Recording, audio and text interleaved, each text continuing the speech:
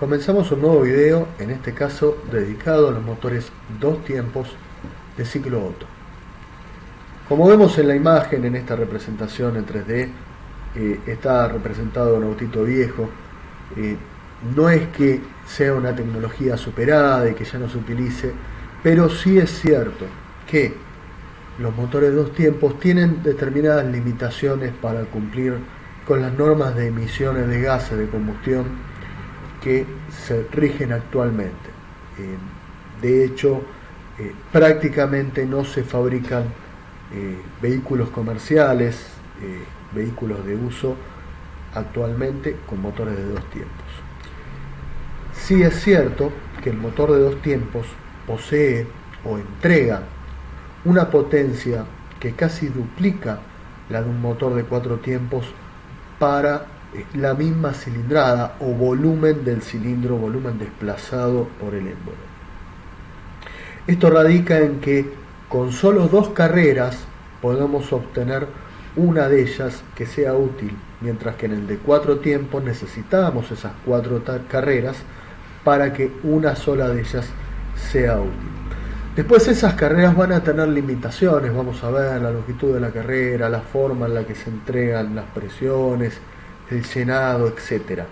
Pero esencialmente existía eso. En un momento fueron muy desarrollados estos motores de dos tiempos para competición y para un montón de aplicaciones, pero luego, por sus limitaciones respecto a la faz ecológica, han caído en desuso. Siguen siendo interesantes y por eso va este video explicativo. Nos aproximamos al motor, más allá de ver un depósito de combustible, un carburador. Esto está un poco simplificado, ¿no? Debería haber. Tenemos que en general los motores de dos tiempos en muchos casos fueron fabricados con refrigeración por aire. Es por eso que aparece en esta sala el calor generado en el proceso de compresión y lógicamente o fundamentalmente en la combustión. Vamos a hacer un poquitito más de zoom para entrar al funcionamiento, ¿sí? Acá vemos un cigüeñal, en este caso es un motor de dos émbolos, ¿sí? O de dos pistones, con una correa mueve este ventilador que es para mejorar la refrigeración del ciclo, ¿sí? Y después irá a través de una transmisión a las ruedas. Vamos a hacer un zoom un poquitito mayor para ver el ciclo. Ahí dejamos que pare. Perdón. Y vemos un tubo de aspiración en donde usualmente aquí vamos a encontrar una válvula de láminas que se llama o flap para permitir el ingreso de la mezcla aire-combustible al cárter, ¿sí? Pero en este caso, en el caso de los motores de dos tiempos, no solo es mezcla de aire-combustible, sino que en el combustible se agrega, se proporciona, se dosifica una cantidad de lubricante. Es un lubricante muy especial que se mezcla con el combustible y que cuando ingresa la mezcla de aire-combustible me permite lubricar el cigüeñal con sus muñones, el muñón de biela, la biela, el interior del cilindro, las paredes del cilindro, los aros, el perno, etc. Permite lubricar todo ese aceite, que es un aceite muy particular, y ahí está una de las principales complicaciones para obtener buenos estándares de ambientales. ¿Por qué? Porque ese combustible, ese lubricante que se mezcla con el combustible, es realmente muy difícil de quemar en su totalidad y es realmente muy difícil de obtener subproductos de combustión que sean amigables con el medio ambiente. Entonces, en esa forma de lubricar el motor de dos tiempos, que no habría otra, es donde radica su principal dificultad para ser ecológicamente amigable y probablemente una de sus mayores dificultades de uso en la actualidad. Entonces seguimos describiendo, tenemos un cigüeñal que va a ser similar a un cigüeñal motor de cuatro tiempos. Después va a aparecer un cilindro, un tubo de transferencia, ¿sí? El émbolo o pistón, la bujía de encendido, etc. Tubo de escape, ¿sí? Y acá aparecen lumbreras. Esta es una gran diferencia con un motor de 4 tiempos. No hay válvulas, no hay sistema de distribución, aparece una válvula de láminas, ahora vamos a ver un detalle, y aparecen las lumbreras. A ver si tenemos la posibilidad de pasar a estas imágenes. La válvula de láminas, como vemos, más allá de la descripción, vamos a pasar rápido, es una pieza de aluminio que está cerrando el cárter, ¿sí? Y me permite admitir, cuando se genera depresión, estas láminas se deflectan, se abren y dejan entrar a la mezcla de aire, combustible y lubricante. Cuando ya no hay depresión en el cárter, se cierran y me permite hacer la ligera compresión que necesito en el cárter para hacer la transferencia al cilindro. Después vamos a ampliar. Bueno, está el cigüeñal, el carburador. Los cigüeñales son bastante particulares porque se desarman, la biela es de una sola pieza.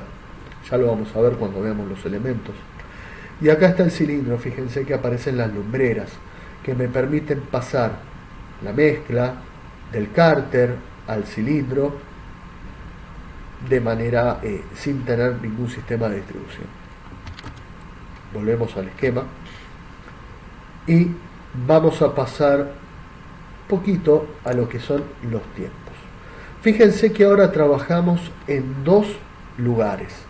Ya no es solo en el interior del cilindro como ocurría en el ciclo de 4 tiempos, sino que estamos trabajando en el cárter y en el cilindro.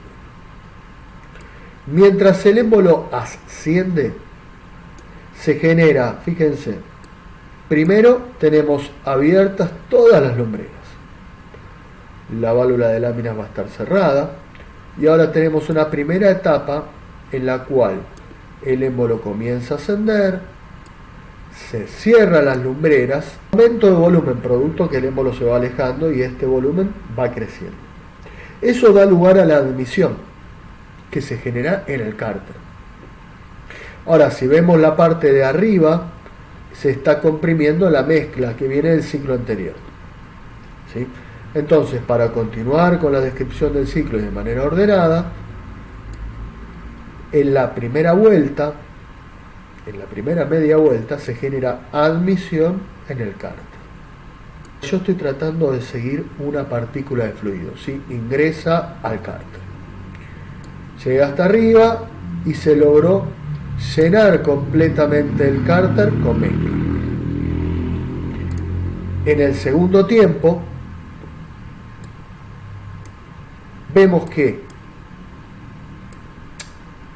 mientras se genera la combustión del ciclo anterior, acá estamos comprimiendo en el cárter la mezcla de aire, combustible y lubricante que se acaba de admitir. Llega un momento que esa mezcla de aire, combustible y lubricante está bastante comprimida en el interior del cárter y se abren las lumbreras. La apertura de la lumbrera de transferencia que acabamos de admitir pase al interior del cilindro, mientras que los gases de combustión del ciclo anterior se van por el escape. ¿Sí? Entonces ahí dimos todo. Completamos el ciclo. Vamos a tratar de describirlo de nuevo. Entonces, en la primera media vuelta hay admisión en el cárter y compresión en el cilindro. Compresión del gas que entró en el ciclo anterior. En la segunda vuelta, o media vuelta, perdón, tenemos del lado cilindro expansión producto de la combustión y del lado cárter una compresión que finalmente se transfiere al interior del cilindro, ¿sí? Entonces, el ciclo es de 2 tiempos medido en el cigüeñal, pero ocurren las mismas 4 cosas. Ocurre una admisión, ocurre una compresión, ocurre una expansión y ocurre el escape, ¿sí? En el ciclo de 2 tiempos no hay una carrera de barrido mecánico de los gases, como sí teníamos en el de 4 tiempos. Todo lo que ocurra por barrido va a ser producto de la transferencia. En ese momento en donde los gases pasan del cárter al cilindro, fueron previamente comprimidos y empujan los subproductos de la combustión del ciclo anterior. Pero ojo, eso va a generar que es muy probable que no se termine de llenar el cilindro con mezcla fresca, o bien se barra parte de la mezcla fresca, pase al escape, sobre todo cuando estamos girando a bajas revoluciones. Y ahí aparece otro punto muy grande de contaminación de este motor, que trabaja frecuentemente en regímenes intermedios de revoluciones, tirando, porque no se puede evitar, parte de la mezcla fresca va directamente al escape, sin haber sido combustionada, porque en un momento están ambas lumbreras, en este caso, perdón, no hay válvulas, ambas lumbreras abiertas, y no se puede evitar que parte de esa mezcla de aire, combustible y lubricante vaya a parar al escape en determinadas circunstancias. Entonces, tenemos los mismos 4 efectos que antes: admisión, compresión, expansión y escape. La admisión solo se da en el cárter, no en el cilindro. La compresión se divide en 2 etapas. Primero hay una etapa que se comprime en el cárter, luego se transfiere al cilindro y posteriormente comprimimos en el cilindro. ¿Sí? En este tiempo 2 lo vamos a ver, ahí comprimimos en el cilindro. Después, lógicamente, y siguiendo la teoría del ciclo real, antes de llegar al punto muerto superior, se genera un arco voltaico, un salto de chispa en la bujía, que origina el proceso de combustión, el cual va a empujar la cabeza del cilindro, va a empujar el cilindro. Ese